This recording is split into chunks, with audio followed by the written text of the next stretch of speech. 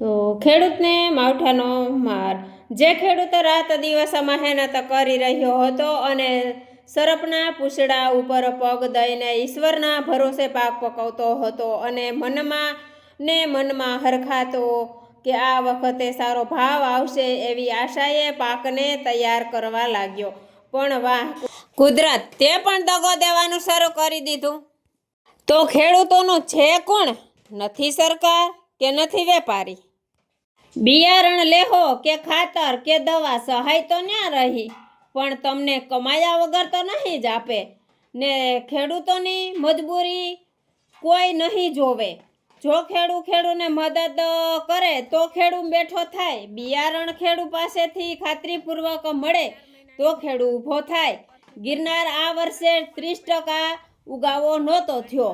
આ વર્ષે તો માવઠું આખા ગુજરાતમાં થયું તો આ વર્ષે તો 50% ઉગાવો રહે તો ખેડૂ પાસેથી કોરો માલ મળે તો લેવાનો। દ્વારકા જિલ્લામાં 7 દિવસ થયા વરસાદ ચાલુ છે તો ખેડૂતો પાસે કશું જ રહ્યું નથી। તો હજુ સરકાર સર્વે કરવાનું કહે તો અહીં કેદી પૂગે? તો આ શિયાળુ પાકની તક તો વહી જાય ને।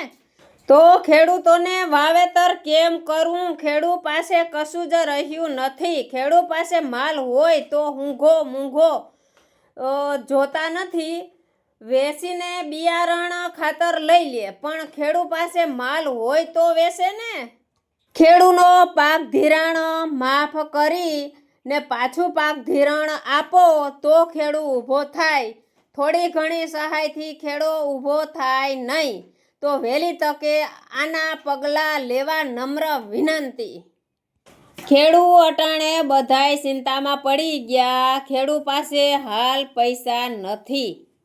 હજી સુધી કોઈ ખેડૂની કદર કરી જ નથી અને કોઈ નિર્ણય આવ્યો જ નથી। તો ખેડૂનો નિર્ણય તાત્કાલિક આપે તો ખેડૂ શિયાળુ પિત્ત કરી શકે। મોડું થાય તો શિયાળુ પિત્તમાં પણ નુકસાની આવે ને આવે। આ પાથરા બધાય હળી ગયા। આમાં કશું જ લેવા જેવું રહ્યું જ નથી। આ માંડવી કડવી થઈ ગઈ। આ બધું ખોડવા માંડ્યો માલ। હવે 2 દી થાહે ને તમારે બધો હળી જાહે। હવે તો એમ જ થાય કે હવે તો વરસાદના કઈ ફૂલ વરસી જાય ને તો બધું તણાઈ જવું જોઈએ, કોઈ રહેવું જ ન જોઈએ। ખાવા પીવાનું હરામ થઈ ગયું। જેવા દીકરા દીકરીના લગ્ન હોય એવો આનંદ ખેડૂને મોસમનો હોય, પણ આ વખત લોહીના આંસુડે ખેડૂ રોવે। શું કરે ખેડૂની મજબૂરી। જય હિન્દ ને જય ભારત। ફરી પાછા વિડીયોમાં મળશું।